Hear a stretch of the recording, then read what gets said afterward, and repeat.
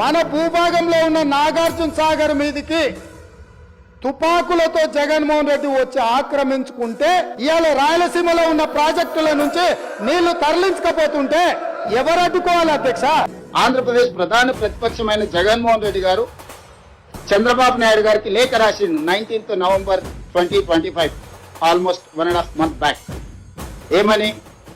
తెలంగాణ సమర్థవంతంగా కృష్ణానది జలాల నీటి కేటాయింపుల మీద వాదన వినిపిస్తుంది, మీరు ఎక్కడ కూడా వాళ్ళని ఎదుర్కోలేకపోతున్నారు, దీనివల్ల ఆంధ్రప్రదేశ్కు మేము సాధించిన నీటి కేటాయింపులు కూడా ఈరోజు తిరిగి తెలంగాణకి వెళ్ళిపోయే ప్రమాదం ఉందని ఈరోజు జగన్మోహన్ రెడ్డి గారు అధికారికంగా చంద్రబాబు నాయుడు గారికి లేఖ రాసింది.